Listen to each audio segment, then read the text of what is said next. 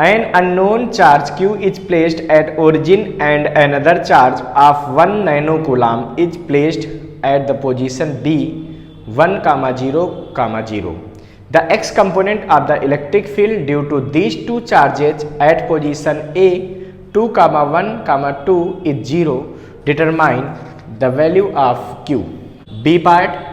A given solid sphere of radius r made of an insulating material carries a charge q distributed uniformly throughout its volume. The potential due to this charge distribution as a function of r from the center of the sphere is given as: at which location with respect to the sphere is the potential V maximum in this case?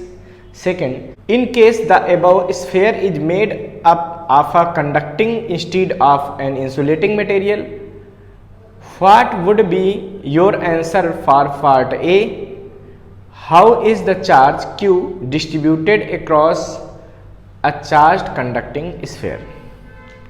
तो देखिए बच्चों, इस question में हमको दिया है कि एक 1 नैनो कूलाम का चार्ज रखा है पॉइंट बी पे, ठीक है, और q चार्ज रखा है पॉइंट ओ पे। हमको बताना है कि अगर ए पॉइंट पे, ठीक है, x component of electric field 0 हो जाता है तो q की वैल्यू क्या होगी। तो देखिए बच्चों, यहां पे आपको इलेक्ट्रिक फील्ड का वेक्टर फॉर्म निकालना आना चाहिए। इलेक्ट्रिक फील्ड का वेक्टर फॉर्म कैसे कैलकुलेट करते थे, याद करो। अगर कोई प्लस q चार्ज है और इससे r डिस्टेंस पे आपको इलेक्ट्रिक फील्ड निकालनी है, ठीक है, वेक्टर फॉर्म में कैसे निकालते हैं भाई? ई वेक्टर बराबर आ जाता है k q upon r cube r vector, k q upon r cube r vector. या इसको हम लोग ऐसे भी लिखते थे, E vector is equal to k q upon r square r unit vector, where k is a constant and value of k for air is 1 upon 4 pi epsilon 0 और 9 into 10 to the power 9 newton metre square पर coulomb square. ये 1 upon 4 pi epsilon 0 की value होती है, ठीक है। तो जहां जरूरत पड़ेगी हम k की वैल्यू भी पुट कर सकते हैं, बट हमको पता है ऐसे क्वेश्चन में इसकी जरूरत नहीं पड़ती है, फिर भी आपको पता होना चाहिए। तो देखिए बच्चों, हम लोग यहाँ पे बात करते हैं, पहले हम O से A का वेक्टर निकाल देंगे, फिर O B से A का वेक्टर निकाल देंगे, तब हम ये सारा कुछ कर पाएंगे। तो इसको इन्होंने R1 कह दिया। तो देखिए OA वेक्टर जो है इसको हम लोग क्या लिख सकते हैं, यहाँ पे देखो लिखा गया, उन्होंने R1 लिख दिया है। 31 का B पार्ट हम लोग ट्राई कर रहे हैं। तो R1 बराबर कितना आएगा? तो देखो वेक्टर निकालने का तरीका क्या होता है, A बराबर होता है कैसे, A का जो भी ऑर्डिनेट है माइनस O का ऑर्डिनेट, और I J के एक साथ लिख लेते हैं। मतलब 2 minus 0 I, 1 minus 0 J, 2 minus 0 K, मतलब x वाला माइनस x वाला और इंटू I, ऐसा लिखते हैं। तो क्या आएगा, 2 minus 0 I plus 1 minus 0 J plus 2 minus 0 K, यानी कि R1 वेक्टर यहां से आ जाएगा 2I plus J plus 2K। ये R1 वेक्टर आ गया, इक्वेशन नंबर 1, ठीक है। अब यहां पे हम R2 वेक्टर निकालेंगे भाई। तो R2 वेक्टर क्या आएगा जरा बताओ, ये होगा R2 वेक्टर। तो क्या होगा, फिर वही फाइनल माइनस इनिशियल करेंगे, तो 2 minus 1, 1 minus 0, 2 minus 0, I J K के साथ लिखते जाएंगे। तो क्या लिखेंगे बच्चों R2 वेक्टर को, इसको लिखेंगे 2 minus 1 I plus 1 minus 0 J plus 2 minus 0 K, यानी कि R2 वेक्टर आ जाएगा 2I plus J plus 2K, ठीक है। और ये हो गया बच्चों R2 हो गया। अच्छा, तो अब लिखेंगे यहां पे क्या, इलेक्ट्रिक फील्ड इंटेंसिटी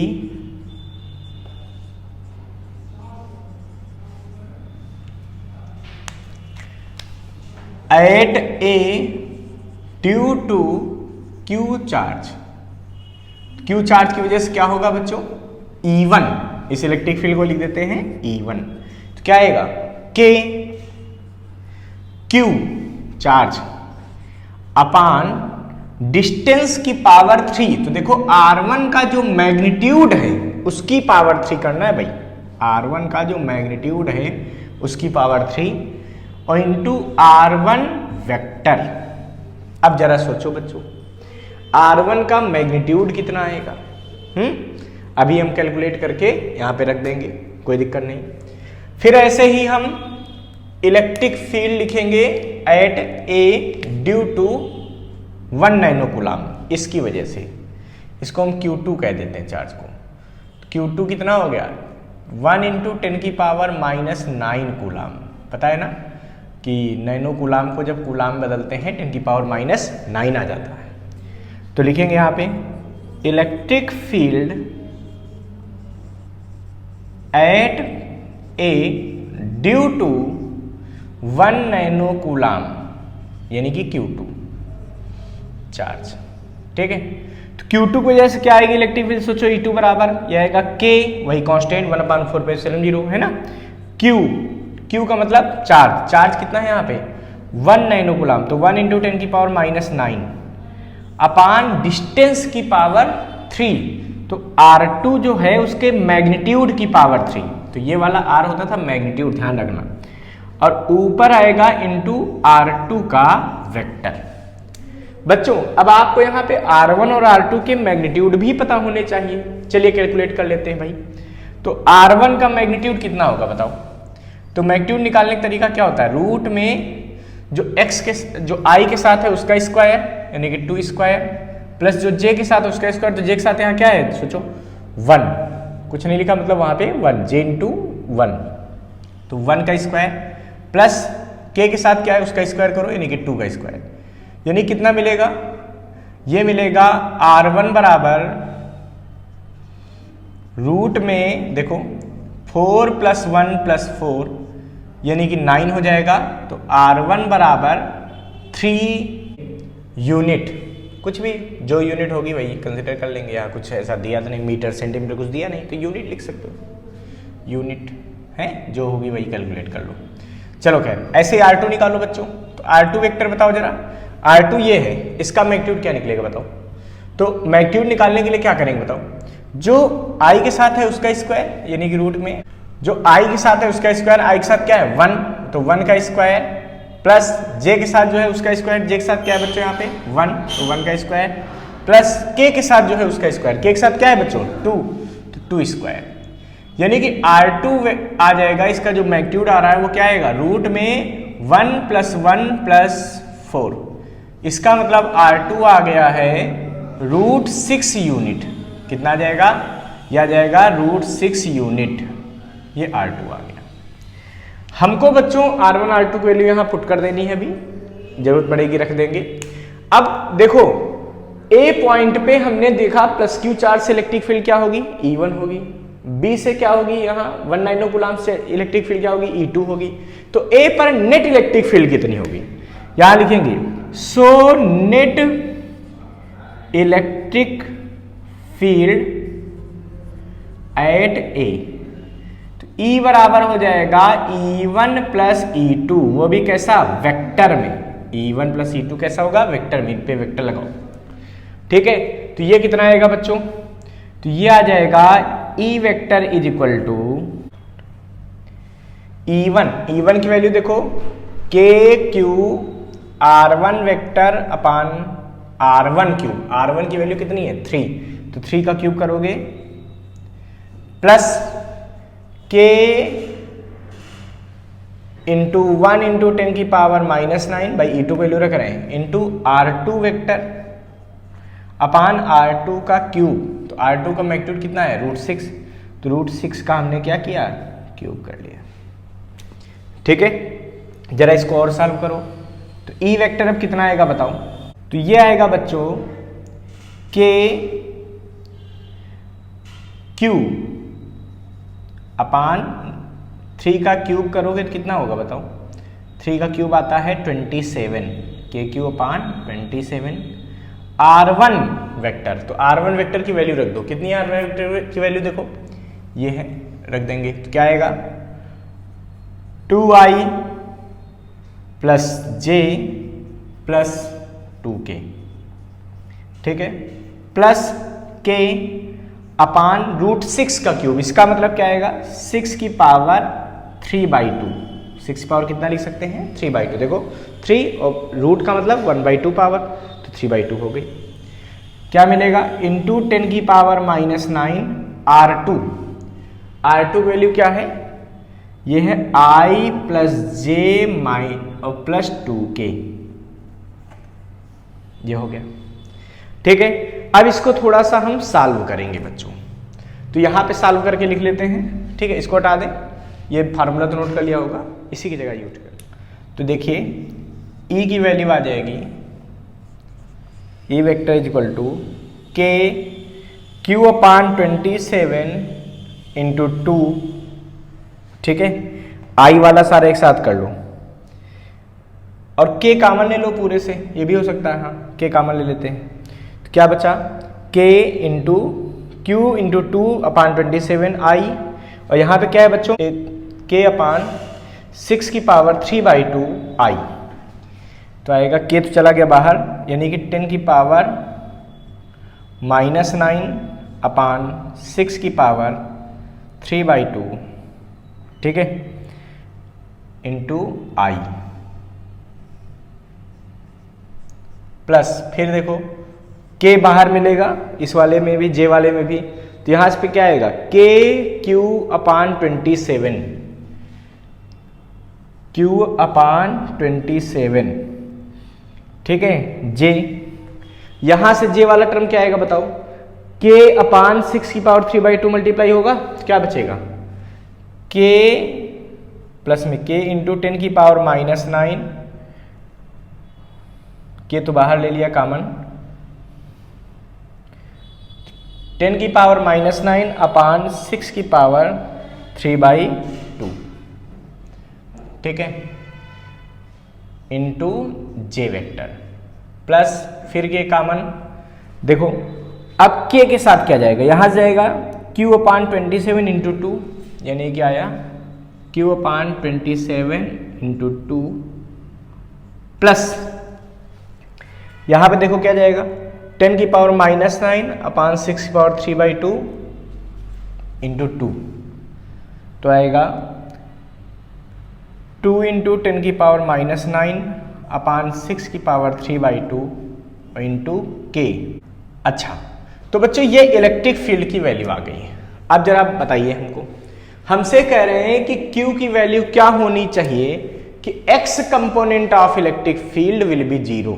तो x कंपोनेंट को हमको 0 करना है, इसका मतलब ये वाली वैल्यू 0 हो जानी चाहिए। तो for x component of electric field is 0, तो जो i के साथ ये टर्म है ये पूरा 0 कर देंगे। अभी y कंपोनेंट 0 करने कहते तो k वाले कर देते, j वाले को कर देते, और z का कहते तो k वाले कर देते। ध्यान रखना, तो यहाँ पे x का बोला ना तो x वाला कर देते हैं, यानी कि आएगा k 2q अपान 27 प्लस 10 की पावर -9 अपान 6 की power 3/2 is equal to 0। 2q upon 27 plus ये देखो k उधर जाएगा 0 हो जाएगा, प्लस 10 की पावर -9 अपान 6 की पावर 3/2, 2q अपान 27 बराबर, इसको उधर ले जाओ भाई, तो इधर प्लस का उधर माइनस का हो जाएगा 10 पावर -9 अपान 6 की पावर 3/2, वो भी कैसा माइनस का। तो यहाँ से बच्चों q निकल आएगा, q कितना निकलेगा बताओ, तो q की वैल्यू आ जाएगी 27 अपान 2 इंटू 6 की पावर 3/2 इंटू 10 की पावर -9। सारा वैल्यू पुट कर दो, क्या मिलेगा बच्चों, देखो q इज इक्वल टू आ जाएगा 27 अपान 2, इसको डिवाइड करोगे 13.5 बचेगा, अपान में 6 की पावर 3/2। 6 की पावर 3/2 वैल्यू क्या आती है बच्चों, तो ये आती है 14.69। 6 पावर 3/2 वैल्यू आती है 14.69 इंटू 10 की पावर -9, यानी कि Q की वैल्यू आ जाएगी 0.91, ठीक है, 0.91 इंटू 10⁻⁹ कूलाम, या फिर हम लिख सकते हैं 0.91 नैनो कूलाम। तो हमारा आंसर आ जाएगा कि यहाँ पे चार्ज की वैल्यू 0.91 नैनो कूलाम होना चाहिए अगर हम चाहते हैं कि ए पॉइंट पे x component of electric field 0 हो जाए। इसको फटाफट नोट कर लीजिए बच्चों। देखिए बच्चों, यहाँ पे हमसे कह रहे हैं कि नॉन कंडक्टिंग चार्ज स्फीयर है और उसका पोटेंशियल का ग्राफ ये दिखाया गया है। तो हमसे पूछा जा रहा है कि बताना है कि पोटेंशियल कहाँ पे मैक्सिमम होगा, किसमें, नॉन कंडक्टिंग स्फीयर में। तो देखो बच्चों, नॉन कंडक्टिंग स्फीयर की बात करते हैं, ठीक है। For non conducting charged sphere, तो नॉन कंडक्टिंग चार्ज स्फीयर कैसा होता है पहले ये देख लो। जैसे ये एक स्फीयर है, मान लो ये नॉन कंडक्टिंग है और इसको हमने चार्ज कर दिया, ठीक है। तो बच्चों इसके अंदर और बाहर पोटेंशियल का पहले फार्मूला अगर तुमको याद हो तो ज़्यादा अच्छा है। ये P1 पॉइंट इनसाइड मान लेते हैं और एक P2 पॉइंट आउटसाइड मान लेते हैं। अंदर वाली डिस्टेंस स्मॉल r मान लेते हैं और बाहर वाली डिस्टेंस को भी स्मॉल r ही कह देते हैं, ठीक है। यहाँ पे P1 पे small r is less than capital R। यहाँ पे कैपिटल R क्या है, कैपिटल R है कंडक्टर, ये नॉन कंडक्टिंग स्फीयर की रेडियस R, कैपिटल R है। तो बच्चों एट P1 मतलब जब स्मॉल r छोटा होगा कैपिटल R से, तो पोटेंशियल का फार्मूला क्या होता है बताओ। ये होता है 1/4πε0 Q 3r square minus r square upon 2r cube, ठीक है। ये इसके अंदर इस पोटेंशियल होता है और बाहर पोटेंशियल क्या होता है बच्चों, ये होता है 1/4πε0 Q अपॉन r। ये तब होता है जब स्मॉल r ग्रेटर होता है कैपिटल R, मतलब बाहर वाले पॉइंट पे, तब ऐसा होता है। तो ये बच्चों यहाँ से हमको दिख रहा है कि अगर हम बात करें अंदर जाने पे, ठीक है, क्योंकि बाहर तो जितना दूर जाते जाएंगे पोटेंशियल क्या होता जाएगा, डिक्रीज होता जाएगा, ठीक है। देखो बाहर जाने पर डिक्रीज भी हो रहा है। यहाँ से देख के पता चल रहा है कि जब हम कहाँ पर आएंगे, स्मॉल r बराबर 0 यानी कि सेंटर पे, उस समय पोटेंशियल मैक्सिमम होगा। बट हम इसको निकाल के भी दिखा सकते हैं, ठीक है। तो एट सेंटर, कहां पे सेंटर, हम O मान लेते हैं। V विल बी मैक्सिमम, ठीक है। तो सेंटर पे बच्चों स्मॉल r किसके बराबर हो जाएगा, 0 के। भाई देखो अंदर वाले फार्मूले में स्मॉल r को 0 रख दो यहाँ पे, तो इन साइड वाले में सेंटर की जब बात करोगे तो क्या आएगा बताओ, 1/4πε0 3r स्क्वायर माइनस 0 अपान में 2r क्यूब इंटू क्यू। तो इसको जब आप सॉल्व करोगे तो क्या मिलेगा बताओ, ये मिलेगा Vc बराबर 1/4πε0, ठीक है, Q अपान R इंटू 3/2, ठीक है। अब देखो ये सरफेस का पोटेंशियल, अगर स्मॉल r बराबर कैपिटल R चाहे यहां रख दो चाहे यहां रख दो, तो आपको मिलेगा सरफेस पे पोटेंशियल मिलेगा 1/4πε0 Q अपान R। मतलब आप ये भी ध्यान कर रखना कि Vc बराबर होता है 3/2 Vs, मतलब जो सरफेस पे पोटेंशियल है उसका 3/2 टाइम्स होता है सेंटर पे। इस पे भी क्वेश्चन बन सकता है बच्चों, इसलिए मैंने निकाला है, तो ये ध्यान रखना। इसका मतलब सेंटर पे पोटेंशियल मैक्सिमम होगा, ये पहला आंसर हो गया। दूसरा बच्चों पूछा गया है कि फॉर कंडक्टिंग स्फीयर कहाँ V मैक्सिमम होगा। तो बच्चों कंडक्टिंग स्फीयर के लिए आप ध्यान रखेंगे, क्या ध्यान रखेंगे भाई, हैं, यहां लिख देते पहले फॉर कंडक्टिंग स्फीयर। तो अगर कंडक्टिंग स्फीयर को आप चार्ज देंगे, Q चार्ज देंगे, तो चार्ज बच्चों इसके सरफेस पर जाएगा, अंदर कोई चार्ज नहीं जाता। कंडक्टर के अंदर चार्ज 0 होता है, ठीक है, अंदर की इलेक्ट्रिक फील्ड भी 0 होती है, तो चार्ज इसके सरफेस पर जाएगा। और अगर इसकी रेडियस कैपिटल R है, मान लो इस कंडक्टर की रेडियस क्या है, कैपिटल R, और इस कंडक्टर के सेंटर से स्मॉल r डिस्टेंस पे आपको पोटेंशियल निकालना, मान लो यहां निकालना है P पॉइंट पे, कितनी दूरी पे, स्मॉल r डिस्टेंस पे। तो इसका फार्मूला बच्चों होता है 1/4πε0 Q/r। ठीक है, ये तो एट P होता है, मतलब आउटसाइड द स्फीयर। बट अगर हम इनसाइड की बात करें तो इनसाइड स्फीयर, ठीक है, E0 होता है, और जब E0 होता है तो E बराबर क्या फार्मूला होता है बच्चों, dV/dr। इसका मतलब dV/dr अंदर जीरो होता है, तो V होता है बच्चों कांस्टेंट। कांस्टेंट का मतलब है कि अंदर हर जगह पोटेंशियल की वैल्यू क्या होती है, सेम होती है। सेम होती है और कितनी रहती है, ये वही रहती है जो सरफेस पे है, मतलब जो सरफेस पे है वही अंदर हर जगह। और सरफेस की निकालने के लिए क्या करोगे भाई, स्मॉल आर क्या कर दो, कैपिटल आर। भाई स्मॉल आर इतना है, कम करते करते स्मॉल आर की वैल्यू इतनी कर दे, मतलब कैपिटल आर के बराबर। ठीक है, तो V बराबर 1/4πε0 Q/r at inside at every point. हर पॉइंट पे यही होती है बच्चों, ध्यान रखना। तो अंदर हर जगह पोटेंशियल यही होता है, क्या होता है, 1/4πε0 Q/R। जो सरफेस पे है वही मैक्सिमम हर जगह है। तो इन्होंने पूछा कहां पे पोटेंशियल मैक्सिमम होगा, तो देखो अंदर हर जगह मैक्सिमम होगा, सेंटर पे भी यही होगा, बाहर हर जगह यहां तक यही रहेगा। इसके आगे बढ़ने पर देखो जैसे जैसे डिस्टेंस बढ़ेगी वैसे वैसे V की वैल्यू घटेगी। इसका मतलब इस सिचुएशन में अगर हम ये स्फीयर सपोज कर लेते हैं तो बच्चों यहां से सेंटर से उसके सरफेस तक, ठीक है, सेंटर से सरफेस तक यहां तक हर जगह पोटेंशियल क्या होगा, सेम होगा। ठीक है, ऐसा बनेगा, ये डॉट डॉट डॉट से बना लो स्फीयर। पोटेंशियल का अगर आप ग्राफ बनाना चाहते हो तो ये क्या होगा, कांस्टेंट होगा। इसके बाद आगे जाने पर क्या होगा, घटने लगेगा, V प्रोपोर्शनल टू 1/r। यहाँ V क्या होगा, कांस्टेंट होगा। ठीक है, तो V की वैल्यू कुछ ऐसा ग्राफ बनेगा। तो इसका मतलब पूछा V कहाँ मैक्सिमम होगा, तो इसके अंदर हर जगह मैक्सिमम होगा। ठीक है, चाहे सेंटर बात करो सरफेस तक, और सरफेस के बाहर जाने पे घटने लगेगा, कम होने लगेगा। ठीक है, सेकंड पार्ट पूछा गया how Q distributed on conducting sphere. तो कंडक्टिंग स्फीयर पे जो चार्ज होता है वो हमेशा कहाँ डिस्ट्रीब्यूट होता है, उसके सरफेस पे डिस्ट्रीब्यूट होता है, अंदर कोई चार्ज नहीं जाता। ये बात ध्यान रखिएगा। ठीक है, इसको फटाफट नोट कर लीजिए बच्चों।